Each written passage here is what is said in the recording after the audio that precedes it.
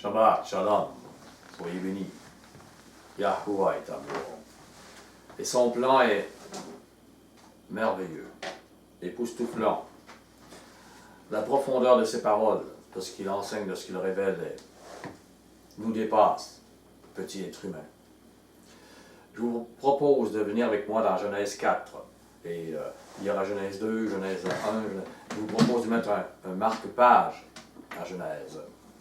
Et j'ai entendu dernièrement une étude. J'avais déjà parlé sur les deux créations. Et j'ai entendu une étude qui parlait de cela. Et j'ai écouté. Il y a des points très intéressants que j'ai amenés. J'en ai fait une étude et que j'ai moi-même rajouté beaucoup de choses, comme à mon habitude. Et je vous l'offre ce que cela a donné. Genèse 4, verset 1. Adam connut Ève.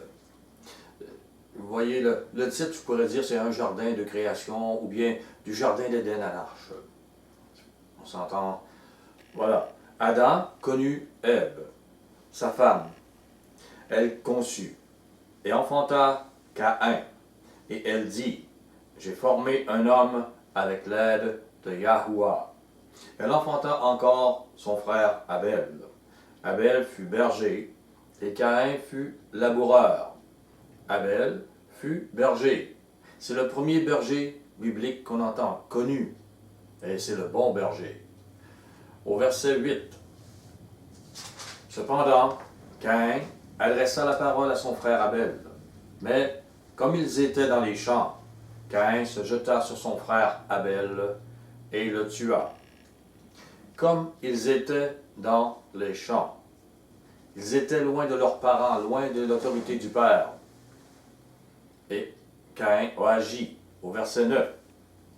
Yahuwah dit à Caïn, où est ton frère Abel?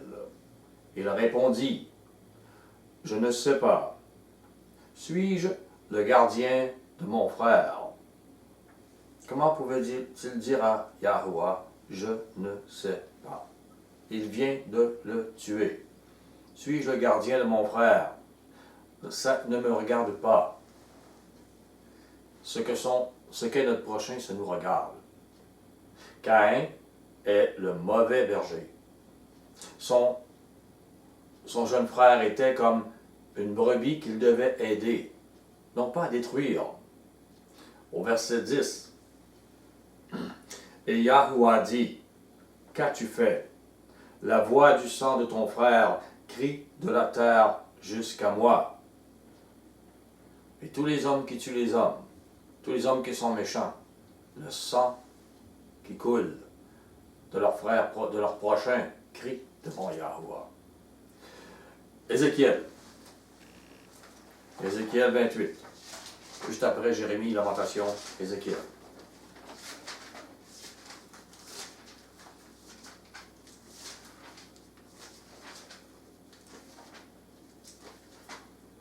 Vous êtes rendu avant moi. Peut-être. 28, verset 13. Tu étais en Éden, le jardin de Yahuwah.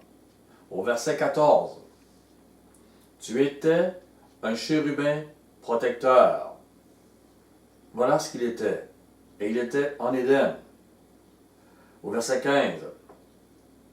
Tu as été intègre dans tes voies, depuis le jour où tu fus créé, jusqu'à celui où l'iniquité a été trouvée chez toi. Les gens peuvent demander pourquoi Yahuwah a-t-il créé un être mauvais? Il n'a pas créé un être mauvais.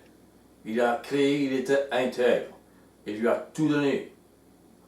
Par la grandeur de ton commerce, tu as été rempli de violence. Il y a eu de l'orgueil, de la jalousie, il y a eu une violence qui coule de cela. Et tu as péché. Je te précipite de la montagne de Yahuwah, et je te fais disparaître, chérubin protecteur, du milieu des pierres étincelantes. Il le fait disparaître d'Éden, ce chérubin. Ce qui arrive avec Caïn et Abel est symbolique. La rébellion, la jalousie et la violence dépassent le chapiteau humain. Et la purification par l'agneau sacrifié dépasse la compréhension humaine. Venez avec moi dans Ésaïe, Ésaïe 14.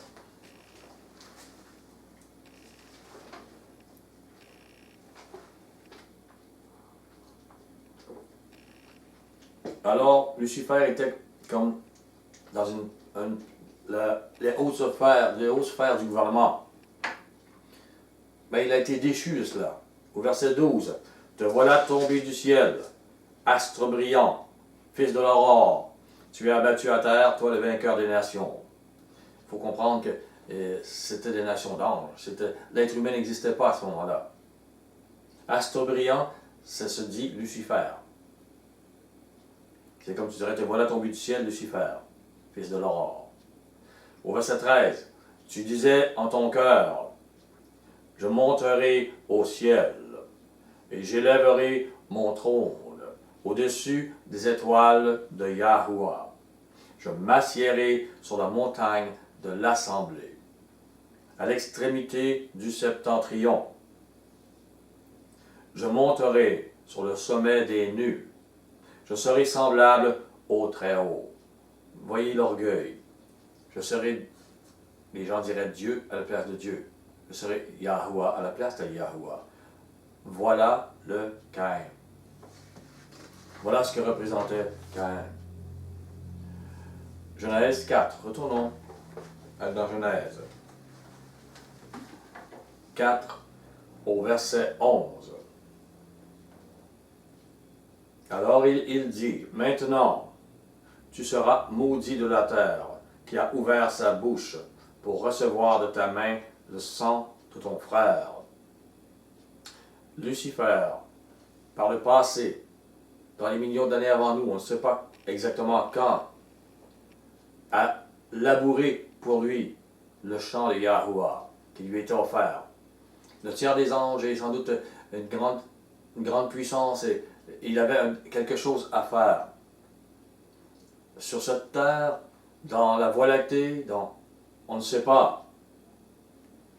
Mais il a labouré la création qui lui était donnée et Caïn symboliquement a fait de même. Il a labouré mais pour lui. Il a fait les choses. Il n'avait pas la pensée. Il y a de l'orgueil, de la jalousie, il y a des choses qui sont entrées dans son cœur. Il n'avait pas les bonnes motivations. Au verset 12. Quand tu cultiveras le sol, il ne te donnera plus sa richesse. Tu seras errant et vagabond sur la terre.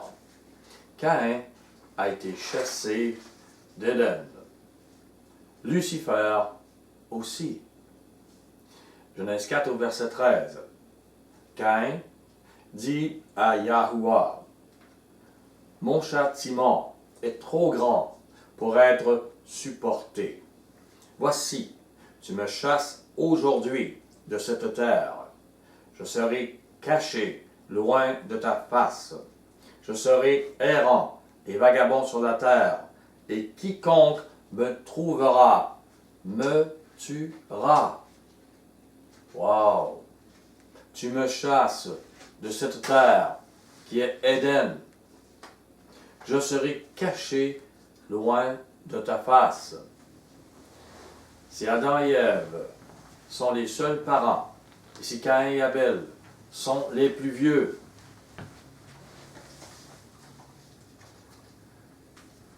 qui sont ceux qui tueraient Caïn? Qui?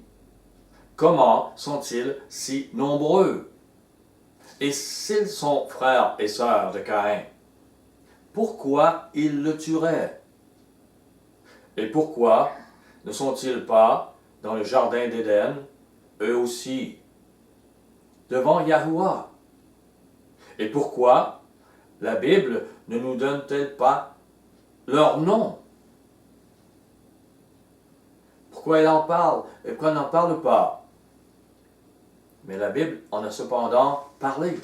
Et Caïn savait qu'il existait ces humains, violents, au point de tuer. en dehors d'Éden. Et il avait peut-être vu quelqu'un tuer d'autres personnes lorsqu'il a tué Abel.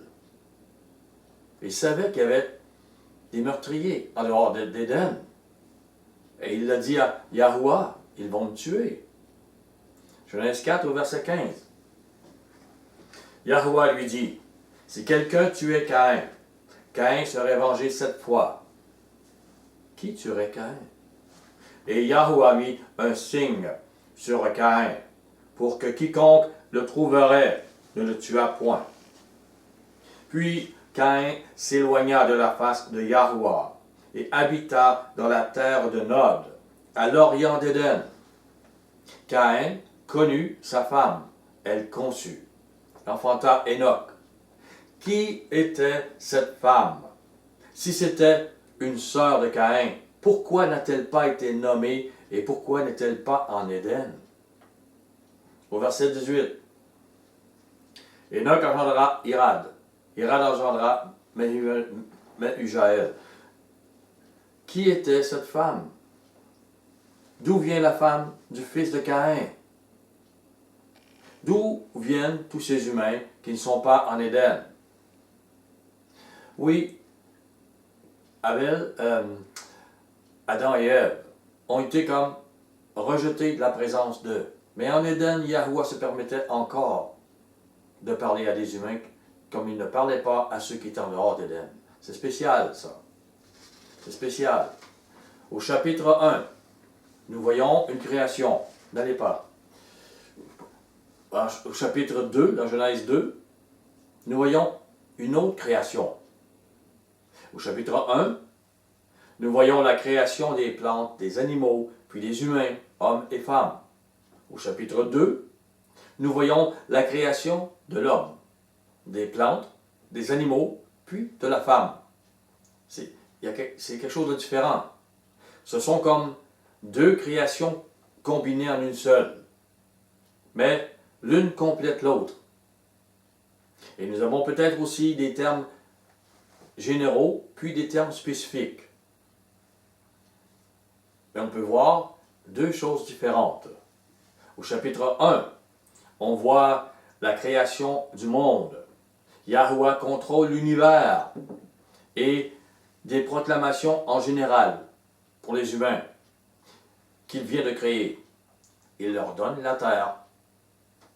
Au chapitre 2, on voit la création spécifique d'Adam et Ève, la relation qu'ils ont avec deux arbres, ceux-ci symboliques de vie et de mort, d'obéissance ou de rébellion, de pureté ou d'impureté, de marcher pour aimer son Créateur, le croire, ou de marcher pour soi et croire le serpent Lucifer. Car leur foi dans la parole de Yahuwah serait testée. Leur foi dans les bonnes intentions de Yahuwah serait testée. Voyez ce que symbolisent les arbres.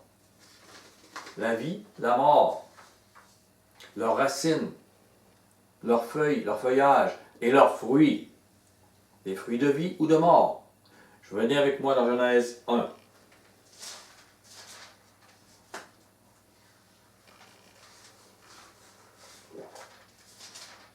Verset 1. Au commencement, Yahuwah, Elohim, créa les cieux et la terre. La terre devint informe et vide. Entre les deux versets, il y a peut-être des milliards d'années, on ne sait pas. La terre devint informe et vide. Ce n'est pas était. C'est une mauvaise traduction. Il y avait des ténèbres à la surface de l'abîme, et l'esprit de Yahuwah se mouvait au-dessus des eaux. Mais il va tout rétablir ça. Venez avec moi dans Psaume 104.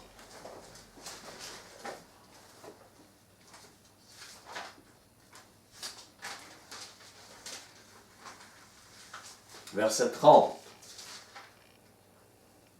Tu envoies ton souffle. Ils sont créés. C'est son esprit, sa main puissante qui fait cette création. Et tu renouvelles la face de la terre. Ça veut dire quoi? Elle était déjà formée, elle n'était pas tohu bohu. Mais elle est devenue après une guerre. après que Lucifer ait été chassé de cet Éden. Elle est devenue. Et là, il renouvelle la face de la terre, pour nous, pour les humains. Au verset 5, il a établi la terre sur ses fondements. Elle ne sera jamais ébranlée. Tu l'avais couverte de l'abîme comme un vêtement. Les eaux s'arrêtaient sur les montagnes. À cause de toute cette chose, elle devint comme cela. Elles ont fui devant ta menace. Elles se sont précipitées à la voix de ton tonnerre. Des montagnes se sont élevées, des vallées se sont abaissées au lieu que tu leur avais fixé. Tu as posé une limite que les eaux ne doivent point franchir, afin qu'elles ne reviennent plus couvrir la terre. Genèse 2.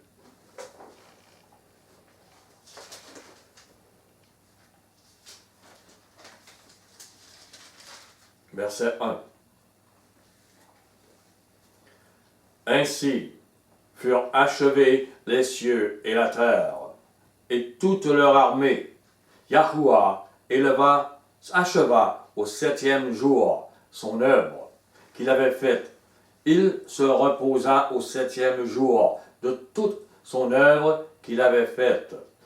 Elohim bénit le 7e jour et il le sanctifia, parce qu'en ce jour, il se reposa de toute son œuvre qu'il avait créée en la faisant. Maintenant, Yahuwah révèle quelque chose de spécifique pour la compréhension de notre création, le chemin du salut ou le chemin de notre perte, ce qui est un ou l'autre, l'arbre que nous prenons, les fruits que nous portons. Au verset 8, Genèse 2, verset 6, excusez-moi. J'ai vu ça. 2, verset 6. Nous voyons dans Genèse 2 que le 7e jour, c'est la fin de la première création qu'on pourrait dire, le cycle de la vie, de sa vie. Au verset 6, mais une vapeur s'éleva de la terre et arrosa toute la surface du sol. Yahuwah Elohim forma l'homme de la poussière de la terre. Il souffla dans ses narines un souffle de vie et l'homme devint un être vivant. Il a été en général pour les premiers hommes et femmes. Maintenant, il parle d'un spécifique. Adam est un spécimen à qui on apprendrait quelque chose de spirituel, quelque chose de puissant, les arbres de mort et de vie. Mashiach révèle quelque chose de spécifique avec lui, pour la compréhension de notre création, comme je disais. Un chemin. Au verset 8. Puis Yahuwah Elohim planta un jardin en Éden, du côté de l'Orient. Il y mit l'homme qu'il avait formé. C'est pour ça que dans ce jardin, il le crée, et il met une vapeur sur la terre, et c'est quelque chose de différent, de spécifique. Et ce n'est pas toute la terre, c'est un jardin sur la terre, Éden. Une merveille sur la terre, où il fait pousser des plantes et des choses qui ne sont peut-être pas ailleurs. Au verset 9, Yahuwah Elohim fit pousser du sol des arbres de toute espèce. Pour comprendre, on peut voir que c'est dans ce jardin. C'est spécifique, qu'est-ce qu'elle dit. Agréable à voir et bon à manger. Et l'arbre de la vie au milieu du jardin, et l'arbre de la connaissance du bien et du mal. Ces arbres n'existaient pas ailleurs sur la terre. Ils étaient là. Seulement dans ce jardin poussait ce genre d'arbres.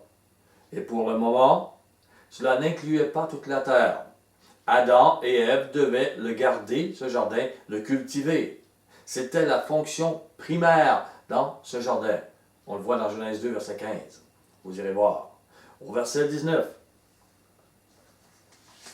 Parce qu'au verset 15, il dit Yahuwah Elohim prit l'homme et le plaça dans le jardin d'Éden pour le cultiver et le garder. Au verset 19, Yahuwah Elohim forma de la terre tous les animaux des champs, tous les oiseaux du ciel, les fit venir vers l'homme pour voir comment il les appellerait, et afin que tout être vivant portât le nom que lui donnerait l'homme. Mais c'est dans ce jardin.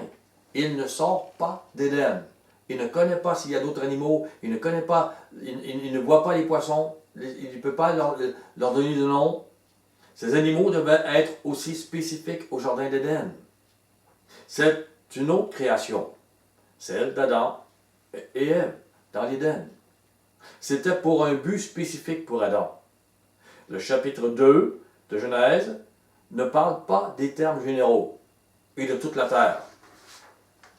Au verset 18, Yahuwah Elohim dit, « Il n'est pas bon que l'homme soit seul. Je lui ferai une aide semblable à lui. » Et pourtant, il a dit au début qu'il avait créé des hommes et des femmes qu'il a envoyés sur toute la terre. Et pourtant, Adam, lui, est seul dans ce jardin, avec ses animaux, avec tout ce que le Maître fait pour lui. Yahuwah a créé un couple spécifique et leur appel avait un but spécifique aussi. Yahuwah ne parle pas de luminaires dans les cieux, ni de créatures dans les mers. Non. Yahuwah met le focus sur un aspect précis.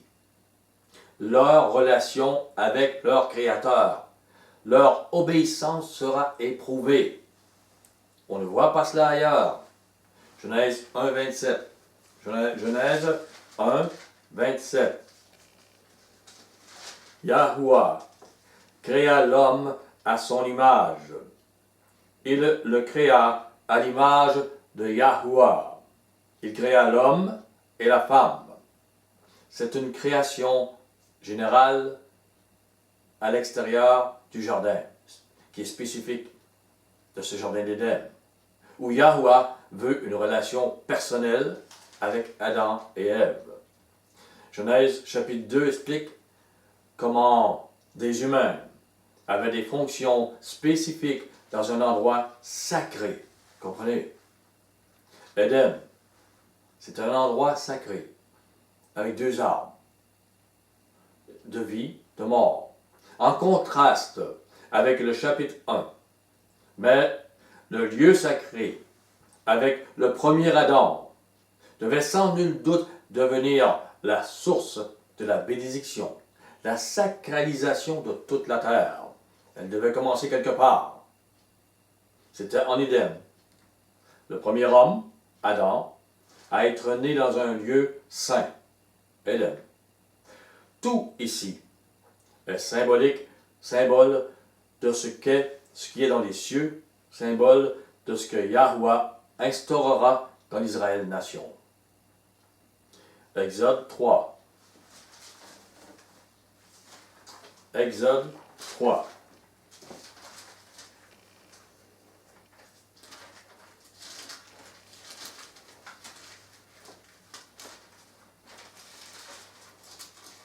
Verset 4. 4 et 5. Yahuwah vit qu'il se détournait pour voir. Et Yahuwah l'appela du milieu du buisson. Il dit, Moïse, Moïse. Il répondit, me voici. Yahuwah dit, n'approche pas d'ici. Ôte tes souliers de tes pieds, car le lieu sur lequel tu te tiens est une terre sainte. Voilà que là où est le Maître monte, c'est là qu'est la sainteté. Elle était en Éden. Et Yahuwah s'approche de Moïse. C'est cette sainteté, cette présence. Yahuwah avait mis sa présence en ce lieu pour parler à Moïse. À ce moment, ce lieu était saint, sacré, comme Éden, à qui il pouvait parler. Le lieu doit être sacré avant que le Maître parle. Votre cœur doit être comme ça, pour qu'il vous parle. Genèse 3, verset 23. 23. Excusez, Exode. Non, oui, c'est ça. Genèse 3. Genèse, c'est pas Exode, c'est Genèse. Verset 23. Et Yahuwah Elohim le chassa du jardin d'Éden pour qu'il cultivât la terre d'où il avait été pris. Il le chassa. Chassé de l'Éden, du lieu saint, sacré. le lieu n'était plus saint.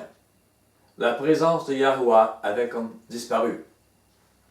Et lorsqu'il parle à quelqu'un, il met cette présence. Comme qu'il a fait pour Caïn. Il a mis quand même. Parce qu'il a des choses à expliquer. C'est tout symbolique. Ce qui arrive sur cette terre, et pourquoi l'être humain s'entretue. Et c'est toute cette relation qui s'est passée dans les cieux avec Lucifer, qui est en Éden, sa rébellion. Au verset 24. Genèse 3, 24.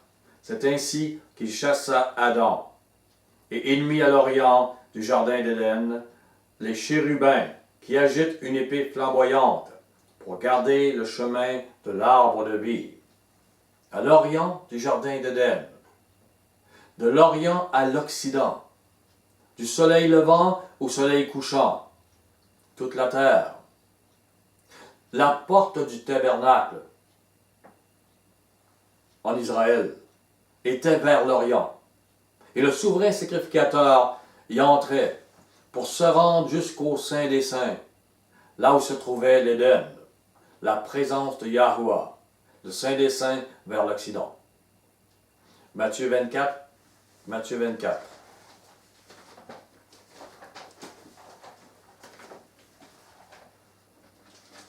Verset 27.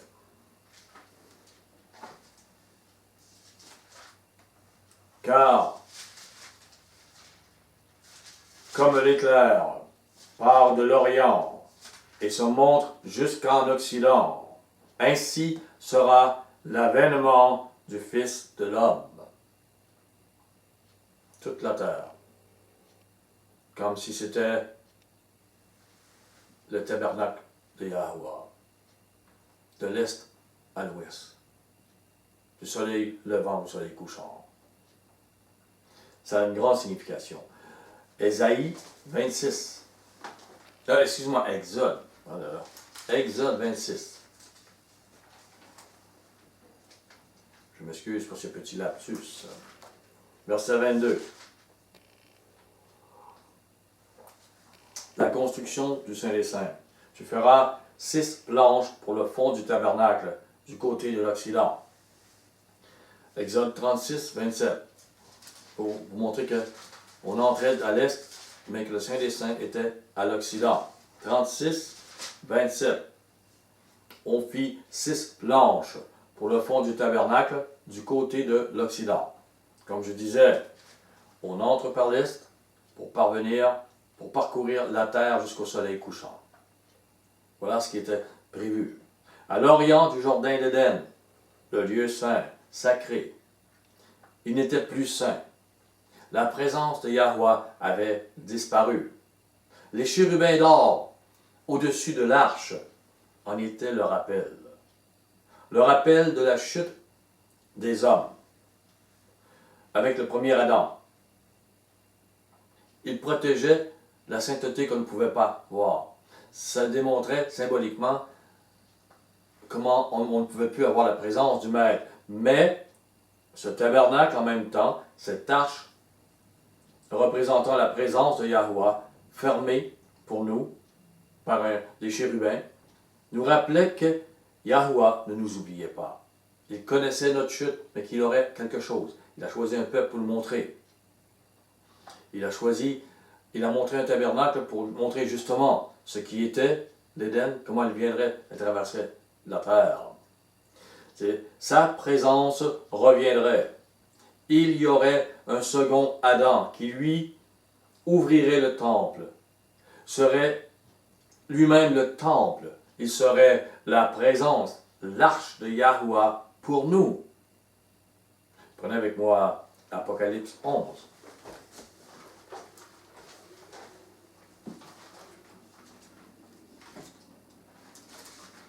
Mon épouse avait saisi cela. L'arche. 11, 19. Et le temple de Yahweh dans le ciel fut ouvert. C'est aujourd'hui. On parle de l'action qui se passe présentement, comme il a été pour la Pentecôte, pour la première Église. Aujourd'hui, ce temple est de nouveau ouvert. L'arche de son alliance apparut dans le ciel, dans son temple. Il y eut des éclairs, des voix, des tonnerres, un tremblement de terre, une forte grêle. C'est assez extraordinaire. L'arche de nouveau, le temple pour nous. Jean 16. Jean 16.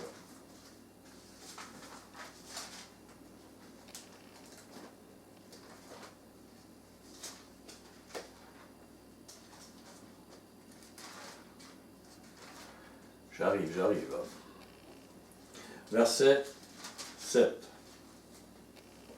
Cependant, je vous dis la vérité, il vous est avantageux que je m'en aille, car si je ne m'en vais pas, le consolateur ne viendra pas vers vous. Mais si je m'en vais, je vous l'enverrai, et nous enverra la présence de Yahuwah que lui-même va avoir. Cet esprit glorieux. Il nous enverra la présence de Yahuwah dans nos cœurs, par Machia. Et nous entrons dans l'Éden, la présence de Yahuwah. Genèse 2.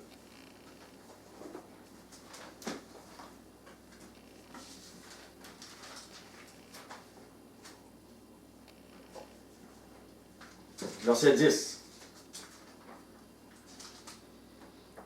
Un fleuve, il n'y a pas d'hasard. Il n'y a pas de hasard.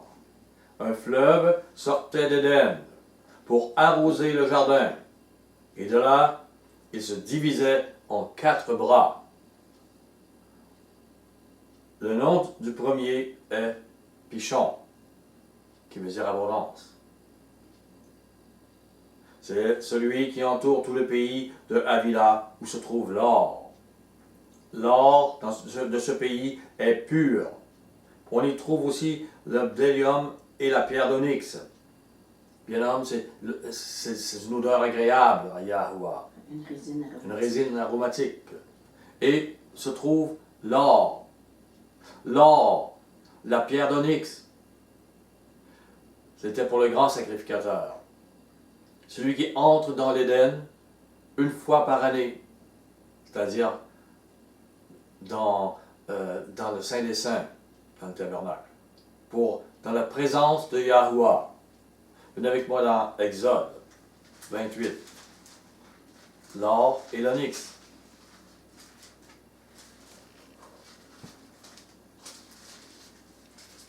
« 28:8. La ceinture sera du même travail que l'éphod et fixée sur lui, sur le grand sacrificateur. Elle sera d'or, de fil bleu, de pourpre et de cramoisi et de fin lin retors. Tu prendras 2 pierres d'onyx.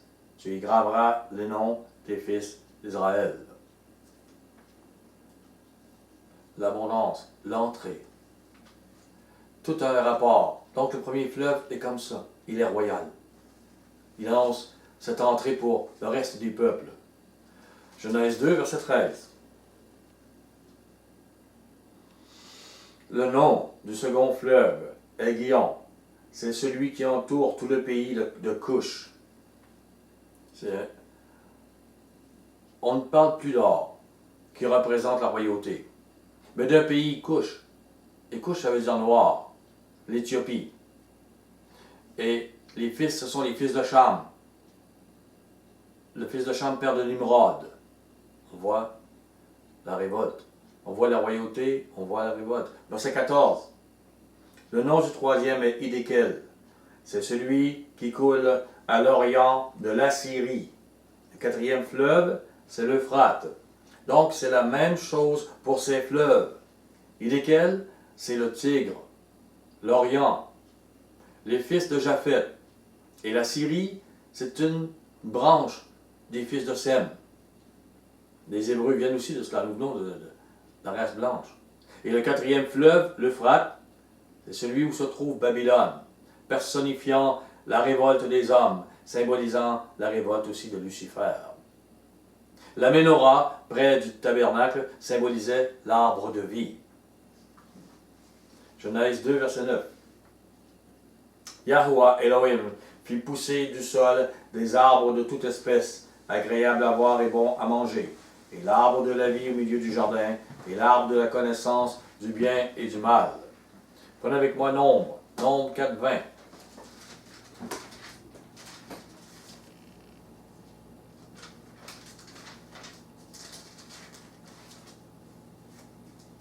Nombre 4, verset 20.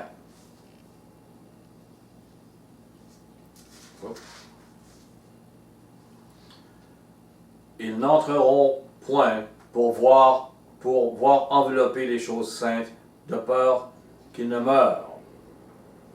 On ne peut entrer dans le lieu saint sans y être appelé, sans être lavé, sanctifié, justifié. On peut le voir avec Ananias et Saphira, comment ils ont voulu être dans le lieu saint, comment ils en sont morts. C'est notre marche de l'Orient à l'Occident, notre marche pour entrer dans la présence de Yahuwah. Romains 8.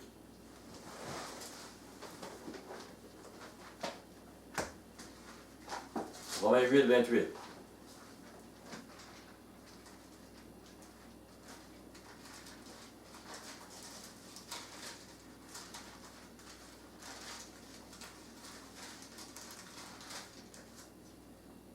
Que le Maître vous explique, que le Maître ouvre nos cœurs à tous et chacun, qu'on comprenne c'est quoi son plan, sa profondeur et ce qu'il a pour nous aujourd'hui. Au verset 28. Et nous savons du reste que toute chose concourt au bien de ceux qui aiment Yahuwah, de ceux qui sont appelés selon son dessein. Car ceux qu'il a connus d'avance, il les a aussi prédestinés à être semblables à l'image de son Fils, afin que son Fils fût le premier-né entre plusieurs frères. Et ceux qu'il a prédestinés, voici, il les a appelés. Et ceux qu'il a appelés, il les a aussi justifiés. Il y a un travail. Ceux qu'il a justifiés, il les a aussi glorifiés. Voilà ce qu'il a fait. De l'Éden, du premier Adam, devait sortir la vie. Le lavement, la sanctification pour les humains, en dehors du lieu sacré, en dehors du jardin d'Éden. Prenez avec moi 2 Samuel.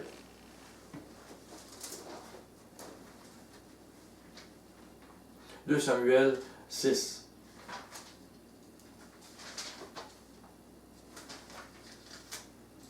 Verset 7. La colère de Yahuwah s'enflamma contre Uza, et Yahuwah le frappa sur place à cause de sa faute. Et Uza mourra là, près de l'arche de Yahuwah. Genèse 3:3.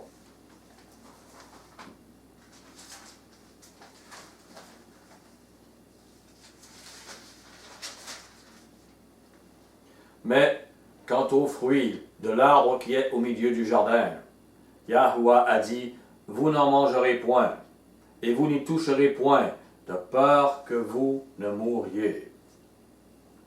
Exode 25. On peut voir comment on ne peut pas s'approcher de la présence du Maître avec l'inspiration de Satan, diabolique en nous. Donc, nous devons être transformés. Exode 25, verset 31.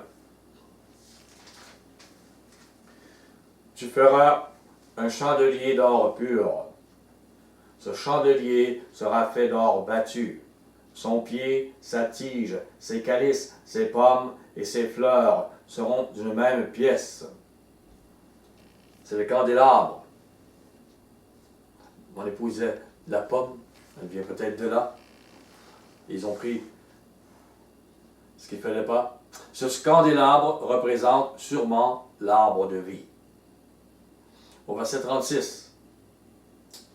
Les pommes et les branches du chandelier seront d'une même pièce. Il sera tout entier d'or battu, d'or pur. Tu feras 7 lampes qui seront placées dessus, de manière à éclairer en face. Yahuwah savait qu'Adam ne verrait pas le caractère sacré et primordial de l'arbre de la vie. Et les 7 lampes sont les 7 églises par lesquels l'arbre de vie, sa porte, son chemin, son esprit deviendraient de nouveau accessibles. Apocalypse.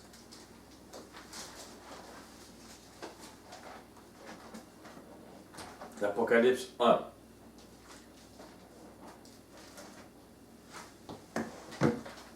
Verset 12.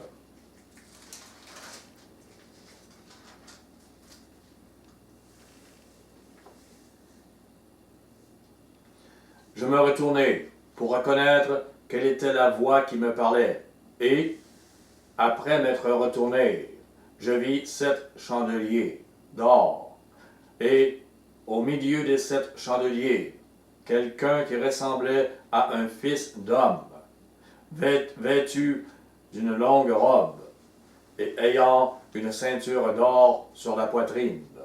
Sa tête et ses cheveux étaient blancs comme de la laine blanche, comme de la neige. Ses yeux étaient comme une flamme de feu. Ses pieds étaient semblables de l'airain ardent, comme s'il eût été embrasé dans une fournaise. Et sa voix était comme le bruit de grandes eaux. Il avait dans sa main droite 7 étoiles. De sa bouche sortait une épée aiguë à 2 tranchants. Son visage était comme le soleil lorsqu'il brille dans sa force. Quand je le vis, je tombai à ses pieds comme mort. Il posa sur moi sa main droite en disant, « Ne crains point, je suis le premier et le dernier, et le vivant. J'étais mort, et voici, je suis vivant au siècle des siècles. Je tiens les clés de la mort et du séjour des morts. Écris donc les choses que tu as vues, et celles qui sont, et celles qui doivent arriver après elles. Le mystère des 7 étoiles que tu as vues dans ma main droite et des 7 chandeliers d'or. Les 7 étoiles sont les anges des 7 églises, et les 7 chandeliers sont les 7 églises.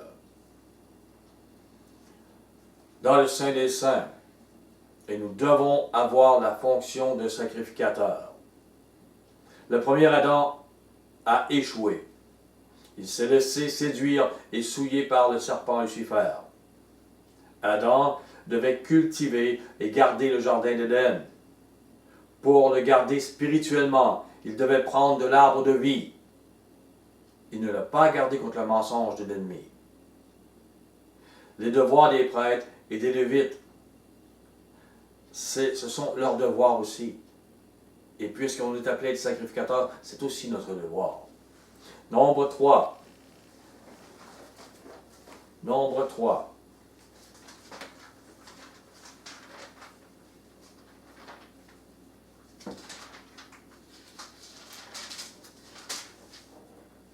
Verset 7.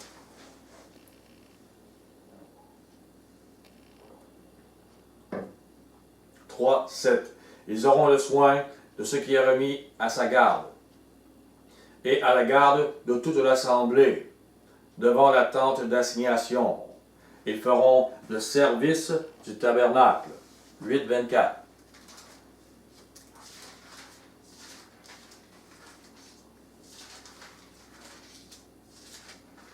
Voici ce qui concerne les Lévites, depuis l'âge de 25 ans et au-dessus.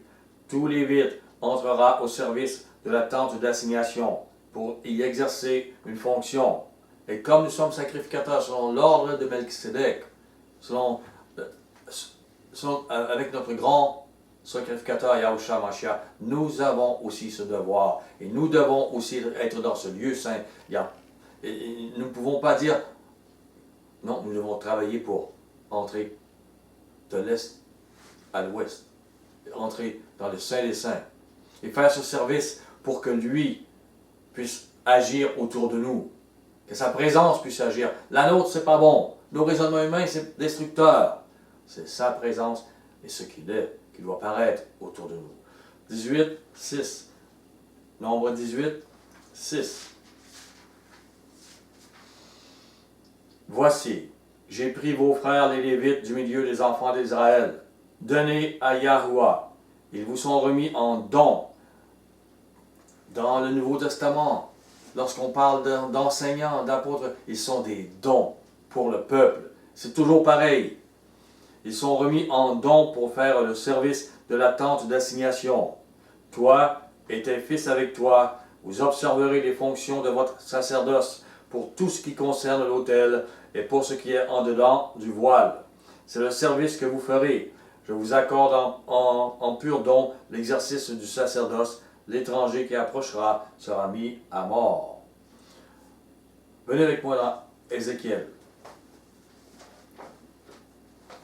Ézéchiel 44.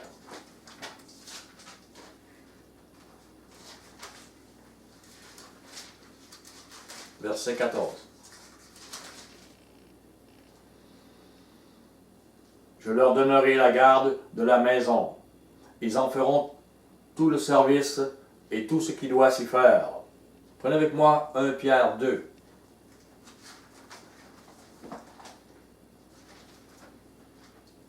Nous devons réaliser, tout est symbolique. Tout ce qui a été détruit par Lucifer est symbolique avec Adam, Ève, Caïn, Abel et le reste. Et les gens sont choisis. Mais aussi le sacerdoce qui a été enlevé des Lévites, qui nous est donné à nous. 1 Pierre 2, verset 9. Vous, au contraire, vous êtes une race élue, un sacerdoce royal, une nation sainte. Vous êtes comme, ça c'est pichon, l'abondance, et le pur, et l'or, l'onyx et la bonne odeur. Vous êtes un sacerdoce royal, une nation sainte, un peuple acquis par Mashiach. Vous êtes dans sa présence, la présence de Yahuwah, à cause que c'est acquis, afin que vous annonciez les vertus de celui qui vous a appelé des ténèbres à son admirable lumière. Annoncer le nom de Yahuwah, c'est annoncer ses vertus. Rappelez-vous de cela. C'est annoncer comment il est bon, comment il est amour. Annoncer et porter les fruits de l'esprit. C'est annoncer ses vertus, son nom.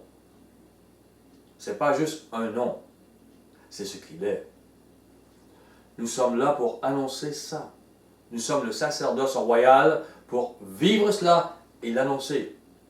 C'est le sacerdoce selon l'ordre de Melchisédek, pas d'Aaron. La vraie relation entre l'homme et son Créateur permet de connaître le but de sa vie, connaître les émotions du Père Céleste et connaître l'amour pur. Et cet amour nous transforme en l'image de Yahuwah. Lévitique 8, 33.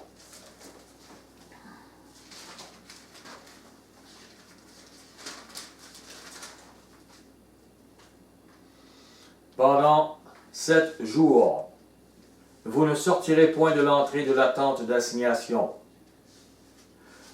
jusqu'à ce que les jours de votre consécration soient accomplis, car ces jours seront employés à vous consacrer.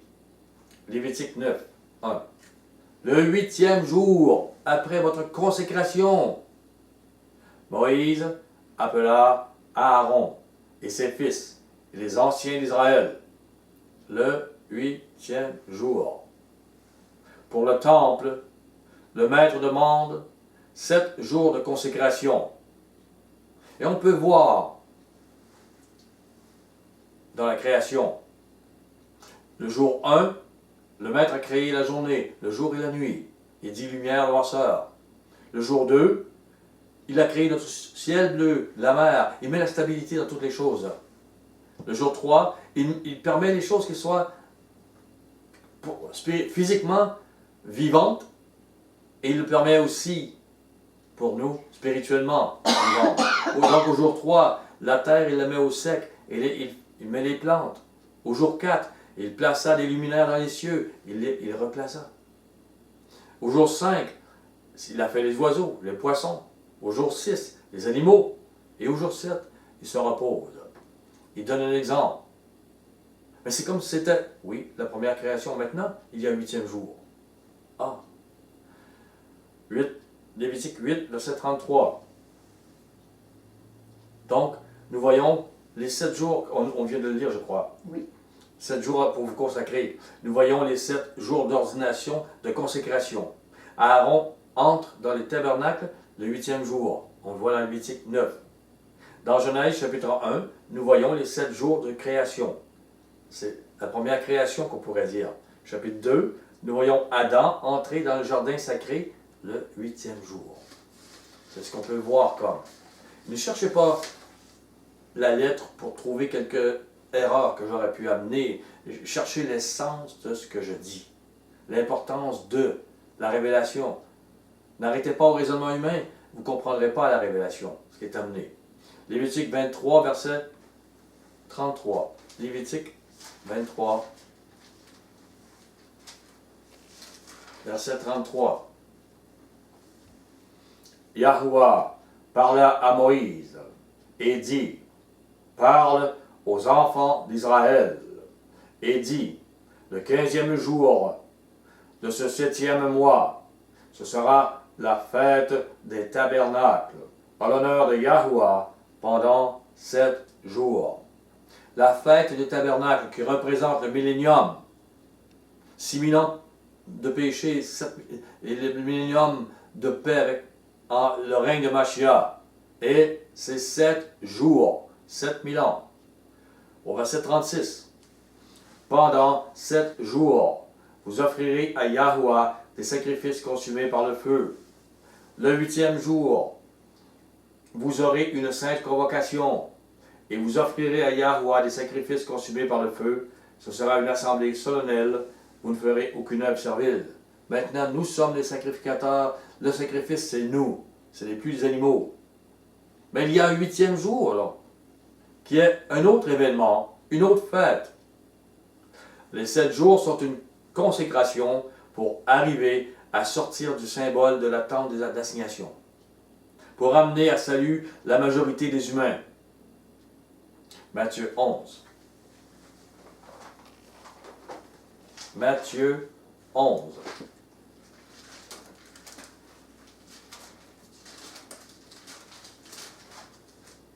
Verset 22. C'est pourquoi, je vous le dis, au jour du jugement, et il y a une traduction qui dit au jour de la correction. Le vrai mot c'est ça, c'est une correction. Au jour de la correction, Tyr et Sidon seront traités moins rigoureusement que vous. Ils seront corrigés moins dur. Au verset 24, il a dit aux Juifs. C'est pourquoi je vous le dis au jour de la correction.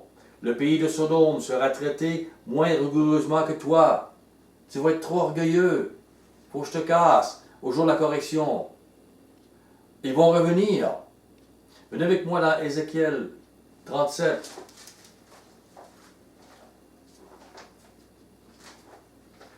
Toutes ces choses sont interreliées. Toutes ces choses sont vivantes. Elles doivent venir comme un puzzle, étaient tous placés ensemble pour vous faire comprendre.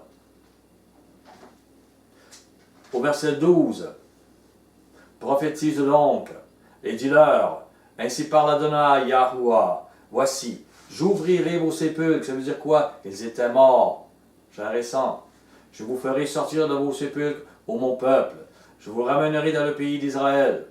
Et vous saurez que je suis Yahuwah lorsque j'ouvrirai vos sépulcres et que je vous ferai sortir de vos sépulcres, ô mon peuple. Je mettrai mon esprit en vous et vous vivrez. Je vous rétablirai dans votre pays et vous saurez que moi, Yahuwah, j'ai parlé et agi, dit Yahuwah. C'est le 8e jour, après le millénium.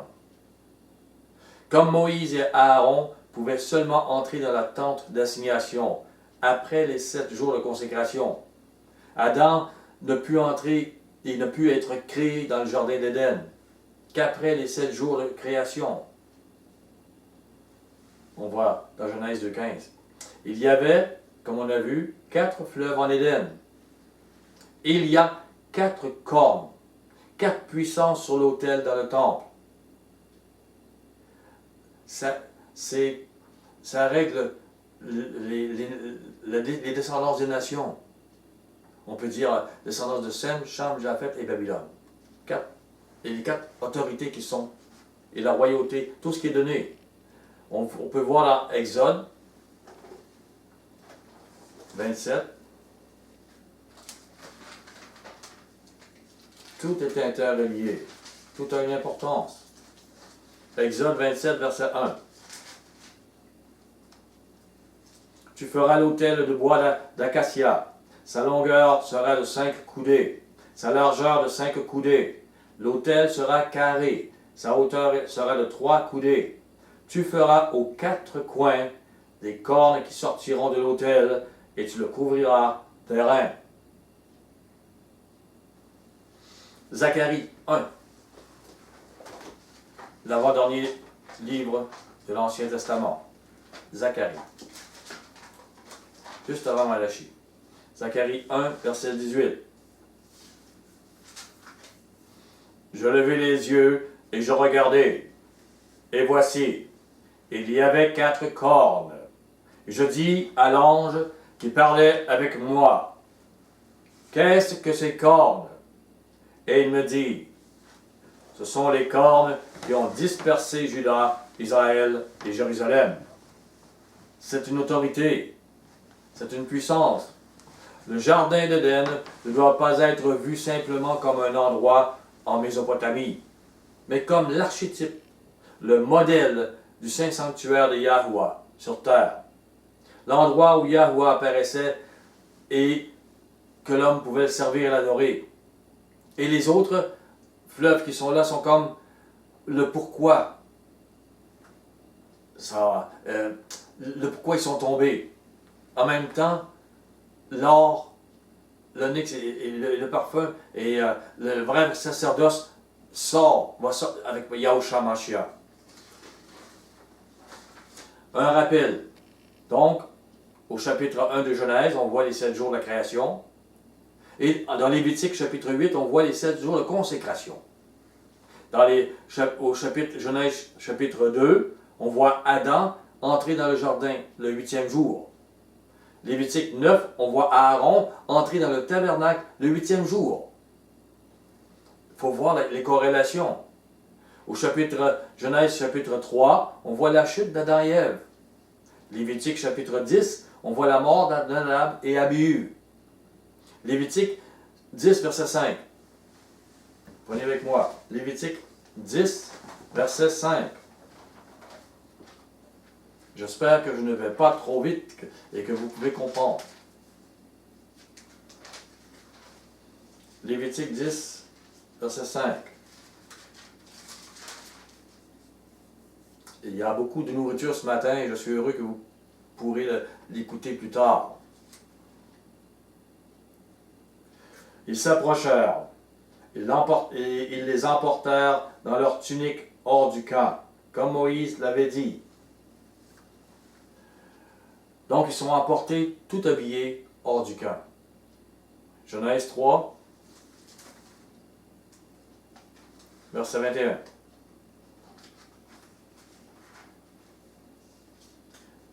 Yahuwah, Elohim, fit à Adam et sa femme des habits de peau, et les en revêtit.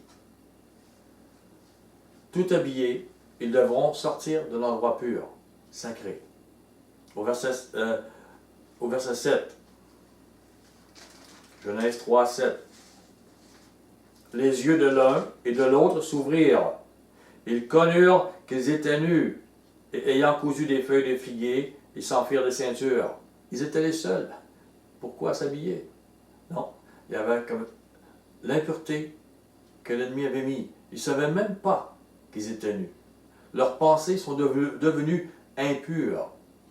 Lévitique 16, 4. Et les gens peuvent penser aujourd'hui, on pourrait vivre le naturisme, on pourrait être nu, on pourrait... Non, vos pensées sont impures. Le maître habille l'être humain à cause de cela. Au verset 4, il se revêtira de la tunique sacrée de lin. Il portera sur son corps des caleçons de lin. Il se ceindra une ceinture de lin. Il se couvrira la tête d'une tiare de lin. Ce sont les vêtements sacrés dont il se revêtira après avoir lavé son corps dans l'eau. Les vêtements saints, ils représentent la pureté. Le lin est symbolique de pureté. Et le maître en met partout. Au Lévitique 10, verset 7. Vous ne sortirez point de l'entrée de la tente d'assignation, de peur que vous ne mouriez, car l'huile de l'onction de Yahweh est sur vous. Et ils firent ce que Moïse avait dit. Ce qui se passait pour Adam et Ève dans le jardin d'Éden, leurs recommandations, leur pureté étaient différentes de ce qui se passait sur le reste de la terre. Ce qui se passait pour les prêtres dans la tente d'assignation était aussi différent. Et le maître dit, il mettait sa présence, une onction, qu'il ne faisait pas pour le reste de la terre. Genèse 3, 3.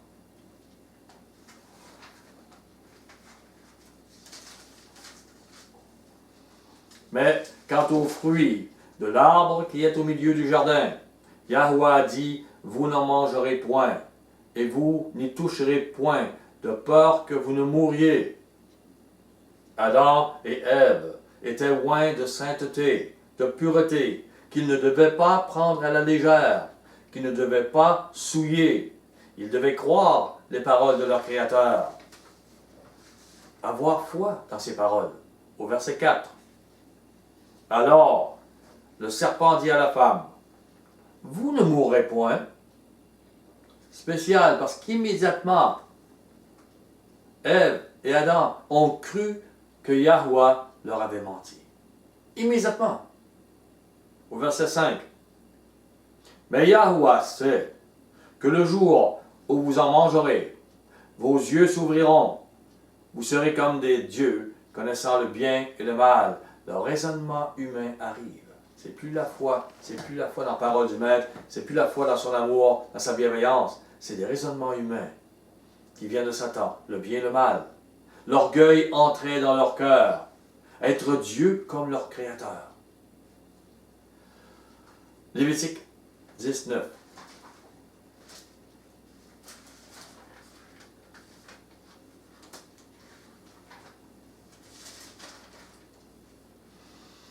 Tu ne boiras ni vin, ni boisson enivrante, toi et tes fils avec toi, lorsque que vous entrerez dans la tente d'assignation, de peur que vous ne mouriez.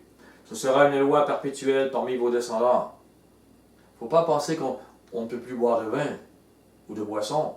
Le maître dit, lorsque vous allez à la fête, prenez des liqueurs fortes. Mais Machia buvait du vin, mais c'est une question d'abus et de service. Si j'étais aujourd'hui rempli de vin et que je ne pouvais pas faire le service, ce serait punissable, mauvais. Genèse 3, 8.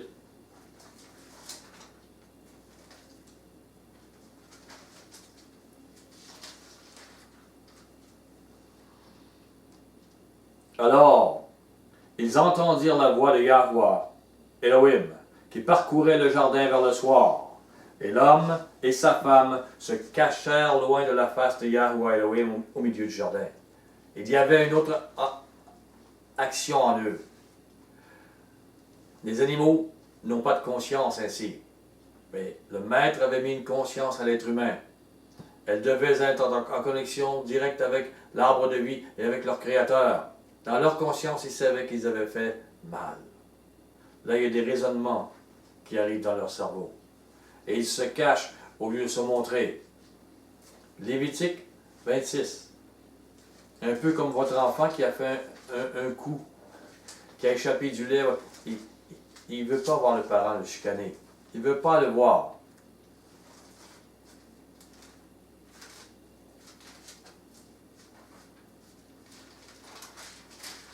J'arrive. 26, 11. J'établirai ma demeure au milieu de vous, et mon âme ne vous aura point en horreur. Je marcherai au milieu de vous, je serai votre Elohim, et vous serez mon peuple. Le Maître avait mis autour des 12 tribus d'Israël le tabernacle et le lieu saint des saints où il permettait à sa présence. Il avait mis le Saint des Saints au milieu, puis au milieu. tout autour. Oui, tout autour, oui, le Saint des Saints. Le tabernacle, le Saint des Saints dans le tabernacle, le lieu saint, le lieu très saint, et les tribus. Et il se permettait d'être là pour guider le peuple, pour parler. Genèse 3, 24.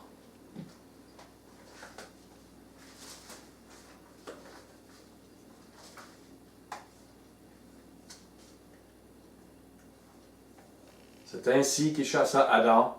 Il mit à l'orient du jardin d'Éden les chérubins qui agitent une épée flamboyante pour garder le chemin de l'arbre de vie. Voyez les chérubins avec l'épée. Retournons à Exode 26.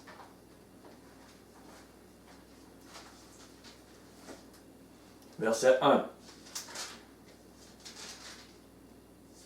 Et tu feras le tabernacle de 10 tapis de fin lin retors et d'étoffes teintes en bleu, en pourpre et en cramoisi. Tu y représenteras des chérubins artistement travaillés. Il montrait ce que spirituellement empêchait l'être humain d'entrer dans sa présence. Les chérubins, ils étaient dans ce tapis, dans cette voile devant le Saint des Saints. Au verset 31, 26, 31. Tu feras un voile bleu, pourpre et cramoisi, et de fin lin retors. Il sera artistement travaillé, et l'on y représentera des chérubins. Les chérubins avec l'épée flamboyante. Puis ça, ce rideau-là a été déchiré à la Pentecôte, à la mort de Yahusha. L'arbre de vie, le lieu sacré, a de nouveau été ouvert pour les prémices à la Pentecôte, ceux qui l'appelaient. Comme si les chérubins avaient été enlevés pour que nous puissions entrer dans ce lieu saint. Par Yahusha Mashiach. Genèse 4. Verset 3. Au bout de quelque temps, Caïn fit à Yahouah une offrande des fruits de la terre. Ce n'était pas un problème de faire une offrande des fruits de la terre. C'était sa motivation à lui. Ce qu'il pensait. S'il était devenu comme un tueur, c'est qu'il avait des mauvaises idées. Il s'est laissé imprégner par l'inspiration du diable. Voilà le reproche. Voilà. Et Abel, de son côté, en fit une des premiers-nés de son troupeau, et de leur graisse. Yahouah porta un regard favorable sur Abel et sur son offrande. Voilà ce qu'il a fait. C'est l'offrande de Caïn et de Abel, au verset 5. Mais il ne porta pas un regard favorable sur Caïn et sur son offrande. Caïn fut très irrité, et son visage fut abattu. L'offrande de Caïn et Abel. Caïn avait un problème donc avec les motivations de son cœur. Venez avec moi dans Lévitique 2. Lévitique 2. Verset 1. Lorsque quelqu'un fera à Yahouah une offrande en don, son offrande sera de fleurs de farine. Il versera de l'huile dessus et ajoutera de l'encens. Ça représente l'esprit de Yahouah, ça représente sa motivation, ça représente ses prières devant Yahouah. Voilà, l'offrande doit être offerte ainsi. Il apportera au sacrificateur, fils d'Aaron. Le sacrificateur prendra une poignée de cette fleur de farine, arrosée d'huile, avec tout l'encens, tout l'esprit de Yahouah, toutes les prières pour lui. Il brûlera cela sur l'autel comme souvenir. C'est une offrande d'une agréable odeur à Yahouah. C'est d'agréable odeur. Ce n'était pas la question de l'offrande, mais la motivation. C'est l'offrande des grains, c'était celle de Caïn, qui devait être offerte avec de l'huile, l'esprit de Yahouah, avec les fruits de Yahouah. Lévitique 10, verset 14.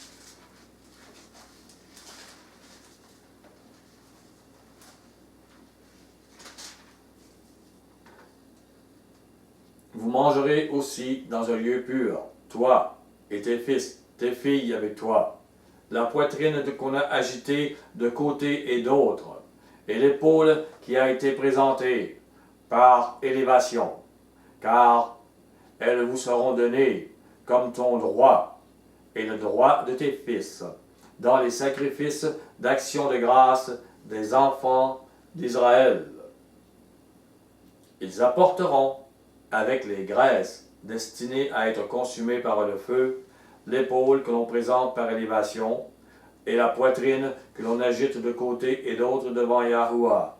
Elles seront pour toi et pour tes fils avec toi par une loi perpétuelle comme Yahuwah l'a ordonné.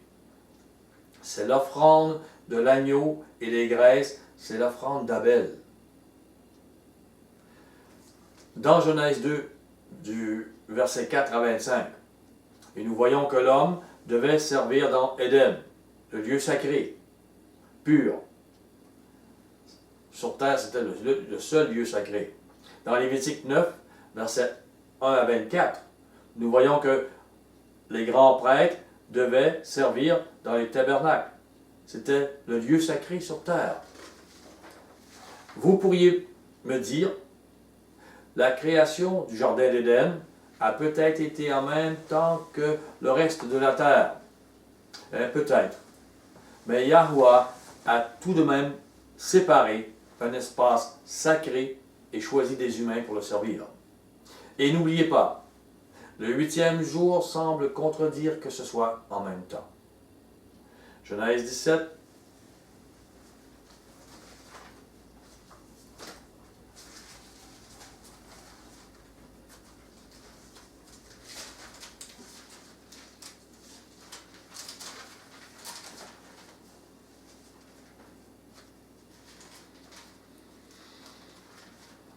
Verset 12.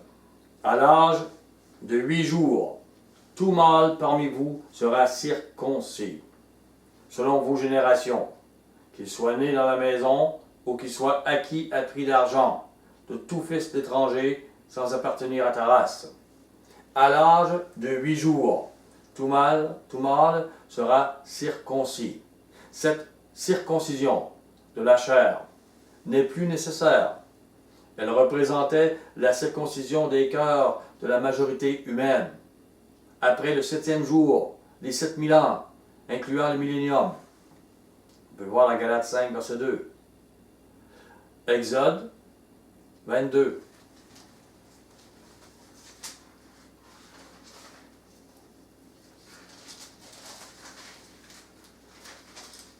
Verset 30.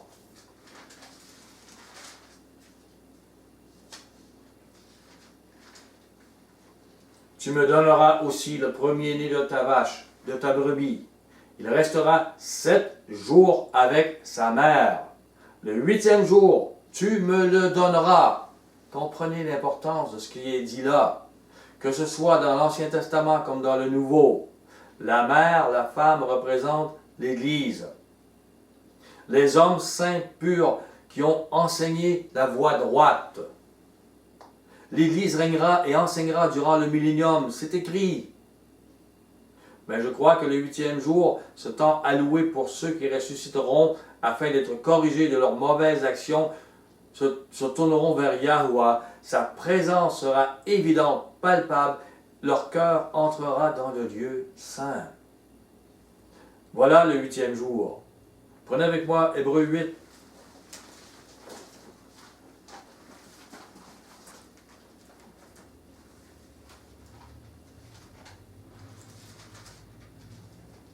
Vous faites ces choses, mais le 8e jour, donnez-moi-le. Au verset 8, 7. En effet, si la première alliance avait été sans défaut, il n'aurait pas été question de la remplacer par une seconde. Et nous sommes dans cette seconde aujourd'hui. Car c'est avec l'expression d'un blâme qu'Adonai dit à Israël, « Voici les jours viennent, dit Adonai, où je ferai avec la maison d'Israël et la maison de Juda une nouvelle alliance. » Et c'est une alliance spéciale parce qu'ils n'ont pas, avec leur première alliance, eu l'entrée. Seulement un reste. Maintenant, ils parlent à toute la nation, si on veut. Non comme l'alliance que j'ai traitée avec leur père, le jour où je les saisis par la main pour les faire sortir du pays d'Égypte. Car ils n'ont pas persévéré dans mon alliance, et moi aussi, je ne me suis pas soucié d'eux, dit Adonai. Mais voici, c'est l'alliance, la véritable. c'est Elohim parle de l'ancienne alliance, donc celle de Moïse. Et ils vont revenir à la vie le 8e jour. Voici l'alliance que je ferai avec la maison d'Israël. Après ces jours-là, dit Adonai, je mettrai mes lois dans leur esprit. Je vais l'écrire dans leur cœur. Je serai leur Elohim et ils seront mon peuple. Le 8e jour. Pas le millénium, pas avant.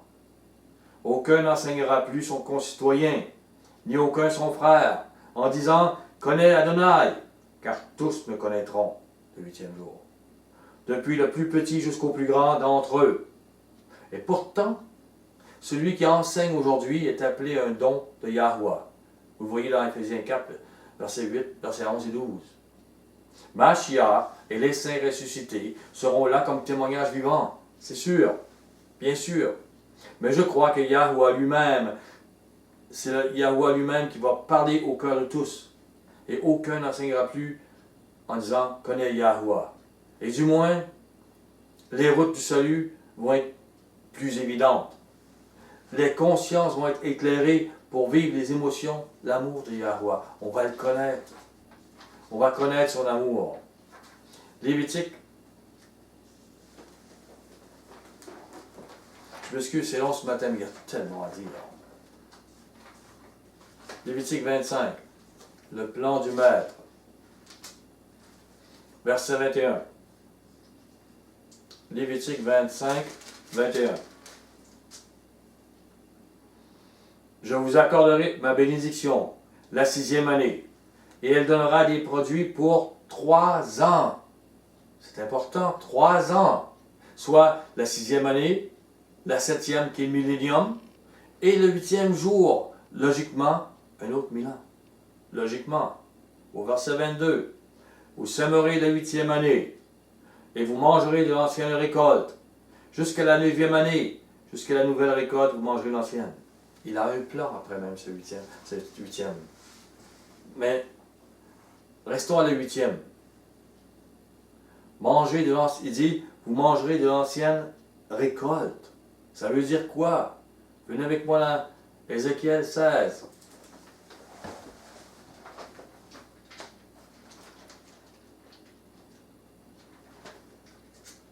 Ézéchiel 16, verset 53.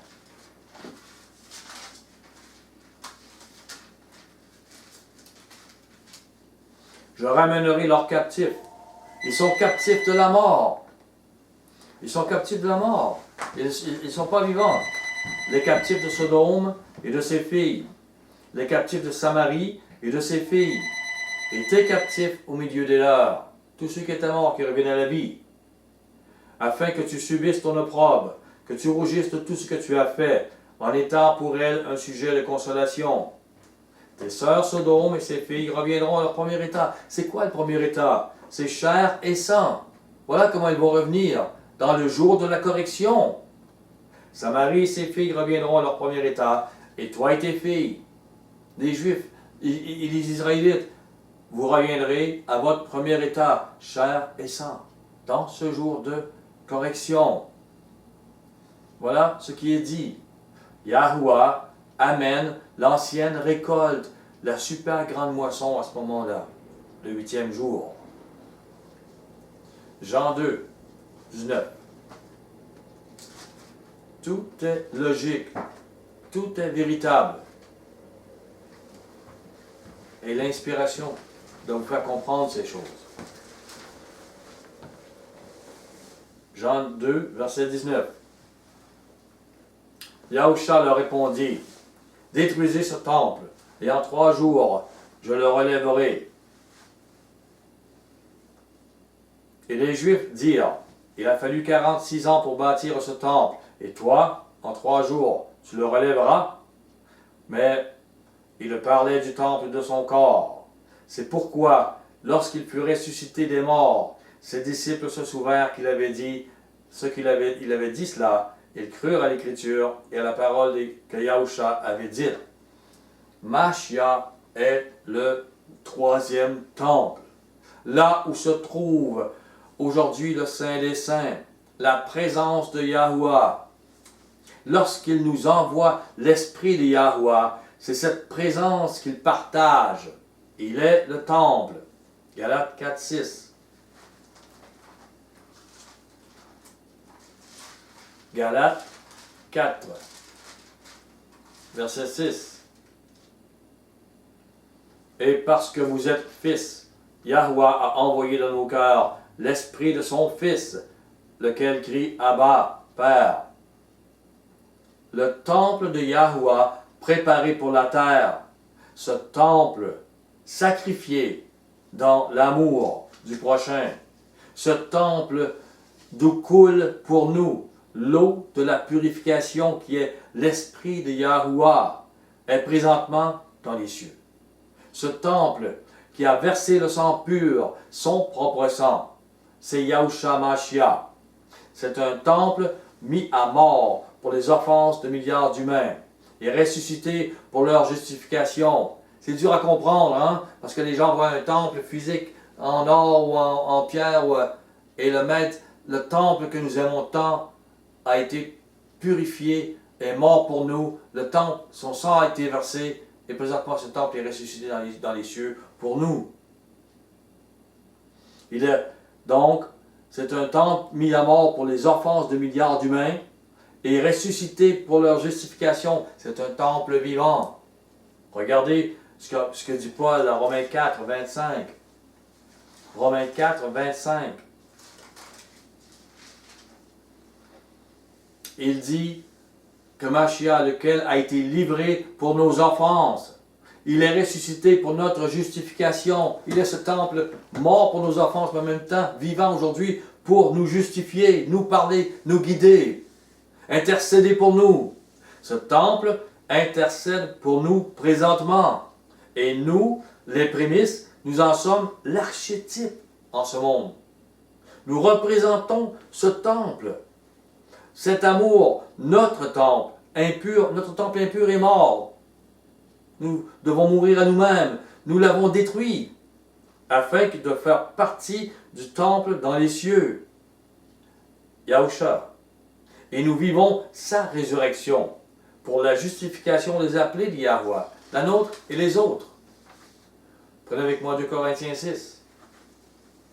C'est tellement une réalité. 2 Corinthiens 6. Ça doit venir vivant en vous. Verset 14.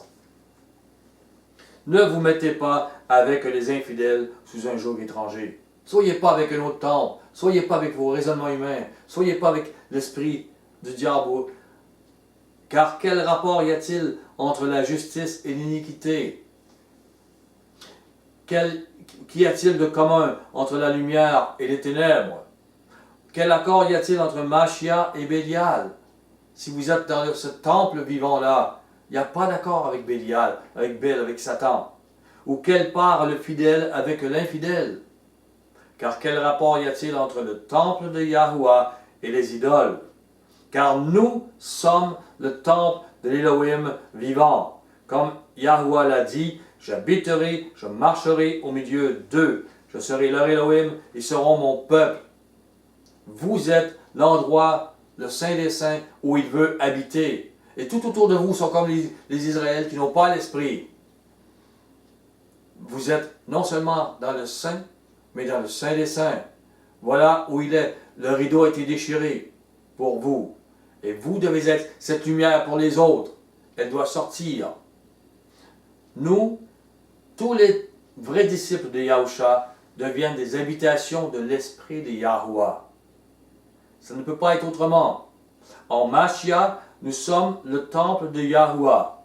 Et nos cœurs, notre esprit sont le lieu où il dépose son esprit, le lieu où il vient nous parler, le lieu sacré que nous devons garder pur. En voyez-vous l'importance? Jean 17.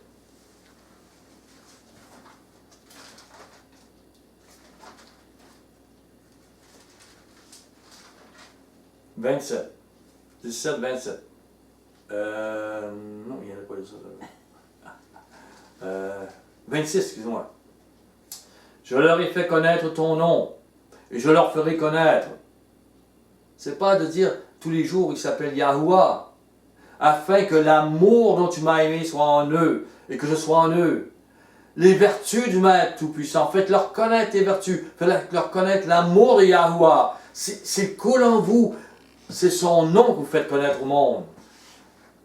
Cette vérité, faire connaître le nom de Yahuwah est lié à faire connaître ce qu'il est, ses émotions, son amour. 1 Timothée 3.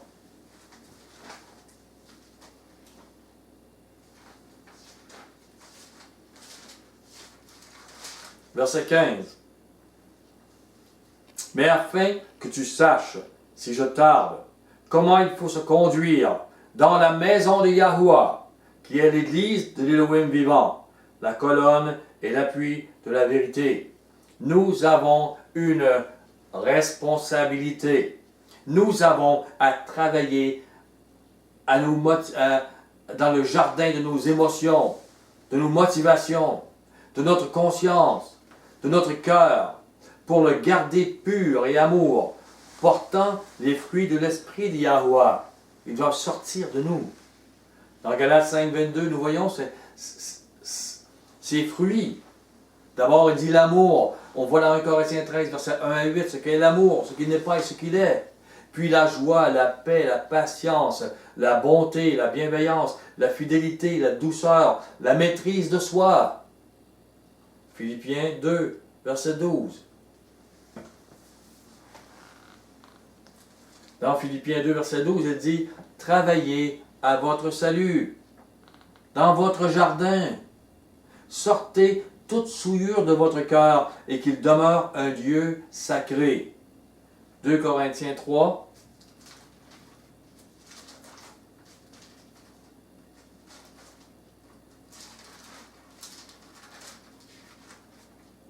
Verset 2. C'est vous qui êtes notre lettre, écrite dans nos cœurs, connue et lue de tous les hommes. C'est pas une lettre comme ça, c'est pas des lettres de même. C'est le ministère de l'Esprit. L'Esprit devient vivant dans vos cœurs. Vous êtes manifestement une lettre de Mashiach. Juste le fait que vous êtes le temple, et ça paraît pour les autres. Vous êtes différents. Une lettre écrite par notre ministère, non avec de l'encre, mais avec l'esprit de l'Élohim vivant qui est en vous, payé par... Vous êtes avec le temple qui est dans les cieux, le temple vivant, Yahushua Mashiach. Cet esprit est en vous, il est vivant, avec l'esprit de l'Élohim vivant, non sur des tables de pierre, mais sur des tables de chair, sur les cœurs. Dans le dernier verset, Matthieu 5, au verset 8, le Maître est sur la montagne, et il dit, heureux ceux qui ont le cœur pur, qui ont Yahuwah en eux, car ils verront Yahuwah. Soyez bénis. Je vous aime.